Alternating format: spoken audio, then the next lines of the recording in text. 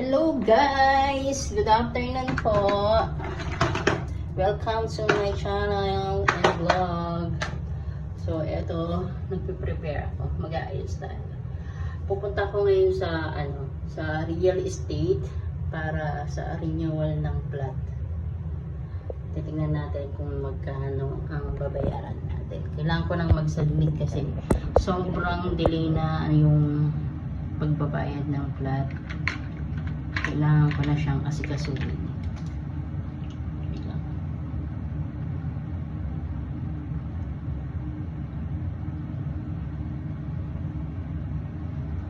Kailangan natin mag-ayos para hindi tayo nagpumunang kasi dapat nung nung may pa siya dapat na renew, kaso hindi ko siya naasikaso kasi wala akong pera. Wala akong pera at wala pa akong visa. So ngayon medyo okay na. Tapos nakapanghiram tayo ng pera. So ma-renew ko na siya. Ang hirap kasi yung alam niyo yun, yung magre-renew ka ng plat na wala kang documents, tapos wala ka pang pera. So ngayon, kahit paano nakapaghiram ako ng kahit magkano. May pagre-renew tayo sa plat. So kailangan talaga makakita na ako ng trabaho. So halos 2 buwan na akong tambay dito. Tambay na walang nangyayari.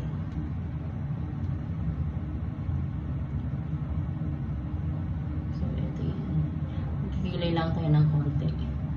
Kasi medyo na yung kilay ko. So kailangan natin magkilay para medyo tao pa tayong makita nila doon.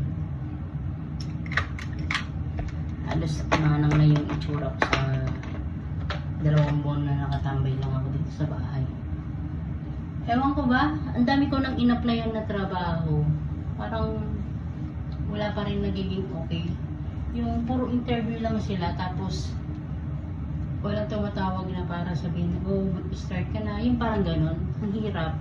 Yung 2 buwan na yun, tapos walang nangyayari, ang hirap. Yung tapos kung wala kang ipon, kung wala kang dalang pera, so paano ka makakasurvive sa ganitong country? So yung mga nagbabalak na mag-abroad, kailangan pag-isipan nyo maayos.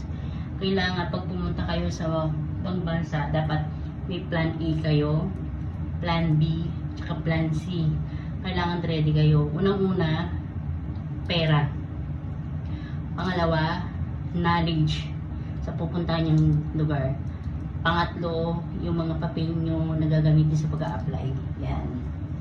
Yan dapat ang mga hawak nyo kapag kayo iaalis sa lugar natin. Kung gustong mag-abroad ba. Pero kung mag-a-abroad din naman kayo, kung ang sahod is same lang din naman dito sa abroad, ay wag na kayong umalis. Pero kung may mga kaibigan kayo na nandito sa ibang bansa, mas maganda ask nyo sila kung magkano ang sahod dito sa ganitong position, ganyan-ganyan. Pag sinabi nila, pag same lang din naman, parang konti lang ang diferensya, wag na kayong umalis. Diyan na lang kayo sa Pilipinas, kasama nyo pa ang pamilya. Mas okay pa yung kesa dito, kasi pag sa abroad ka tapos wala kang kamag-anak, walang ganito, ganyan, tapos ang sahod may same lang ganyan, wag na. Diyan na lang kayo kasi mahirap talaga. Kasi dito talaga kailangan malakas ang loob. Kailangan kakampi mo rin ang Diyos sa lahat ng laban. And then kailangan madiskarte din. Kung may mga kaibigan ka, kamag-anak. Usually pag kamag-anak hindi mo rin malalapitan sa ganito eh. Kapag nga dito sa abroad, hindi nyo malalapitan ang kamag-anak. Ako na nagsasabi sa inyo. Yung hihingi kayo ng tulong sa kanila, hindi nyo malalapitan lahat. Parang sariling kayo nyo pa rin. Sariling diskarte nyo. So, sariling dala nyo rin ng pera. Parang gano'n. Kaya kung pupunta kayo dito, maghanap kayo yung murang matutuluyan nyo. Huwag kayong pupunta rito na mag-hotel kayo, kukuha kayo ng isang partition, kukuha kayo ng isang room. Pag pumunta kayo rito, kunwari, kung balak nyong magtrabaho dito, dapat kumuha lang kayo ng bed space. Yung kailangan na afford nilang na kaya nyong bayaran. Kasi ang ilalagi nyo sa paghahanap ng trabaho is maximum 3 months.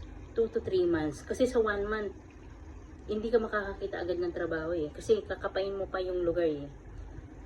Yung ano ba yun, ang tawag doon, i-explore mo pa yung sarili mo. Kung saang lugar ito, yung ganyan-ganyan. Iikutin mo pa siya para maging pamilyar ba sa lugar. So, pag na-familiar na yon, pwede ka nang maghanap ng trabaho sa ganitong lugar na ganyan. Kailangan lahat yan, nakaplano yan, nakabudget. Kasi kung wala kang budget dito, ang kakalabasan mo rito, overstay, abscon, lahat na. Lahat ng rules na hindi dapat dito ay mangyayari sa'yo. Kaya kailangan pag nakipagsapalaran ka talaga rito, may pera ka, may kamag-anak ka ba na tutulong sa'yo, o yung mga kaibigan na tutulong din sa'yo, na totoong kaibigan talaga. Yun yun. At saka yung dapat maging matalino, kailangan may kaalaman din, may knowledge ka sa dito din sa pupuntahan mo. Hindi yung basta lulusob ka na lang sa isang lugar na wala kang alam. Yun lang ang may bibigay para sa side ko ha. O sige muna at ako'y lalabas muna. Kukontinue natin yung pag-uusapan natin ito. Asikusin ko na to kasi medyo late na. Alas 5 na rin dito. So ipapakita ko sa inyo. Share ko din sa inyo kung magkano inabot nitong plat na to. Pero alam ko mahal itong plat na to. Hindi ko alam kung kakayanin ko ba talaga. Kasi ako lang naman dito is ako lang, tsaka yung anak ko, tsaka ibang kaibigan na ka-share ko dito sa plat na to. Kasi hindi ko naman kayang bayaran itong isang plat na to. Alam niyo yun? Yung ang magbaba lang ng sahod, tapos kuha ng plat. Hindi. May ka-share ako dito. O sige na guys ha. I-continue na lang natin yan. See you later!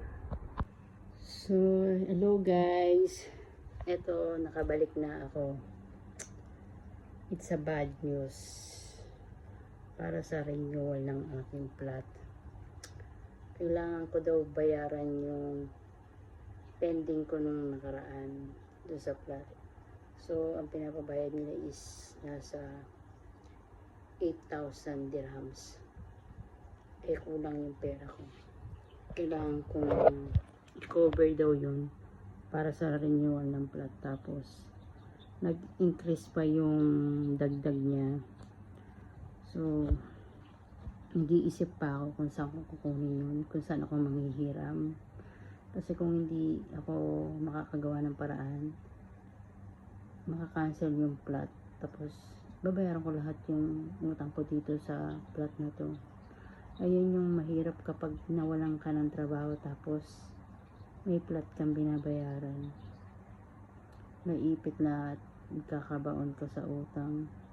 Yung ganon, yung hindi ka ready sa mangyayari ba. So ngayon, kailangan kong gumawa ng paraan kung saan ako manghihiram. Nakiusap ako sa kanila na pwedeng kalahati muna, then kalahati later na lang. Sabi nila hindi pwede kasi expired na daw yung contract. So kailangan ko daw bayaran yun. Di bali daw malate yung panibagong kontrata. Di bali malate yung isang check. Huwag lang daw yung sa luma. So ngayon, alam ko na kung bakit natatingga yung aking pag-renew kasi gawa ng kasi ayaw nila asikasuhin gawa ng kailangan ko muna daw magbayad dun sa luma. Ngayon, advice ko lang guys sa mga gusto kumuha ng plat, yun nga, kailangan maging ready, tapos kailangan may pondo.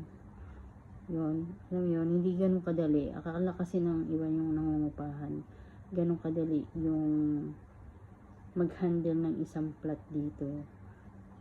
hindi nila alam may binabayaran kang maintenance na ganito, ganito. Ang dami. So, nakaka-stress. Sige guys, update ko kayo. Kailangan ko munang manghiram muna nito para makover yung expenses nitong aking plot.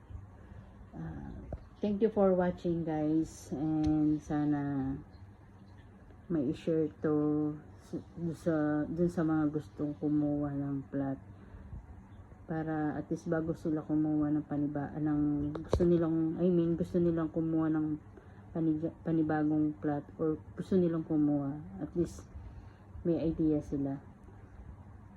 See you guys. Bye.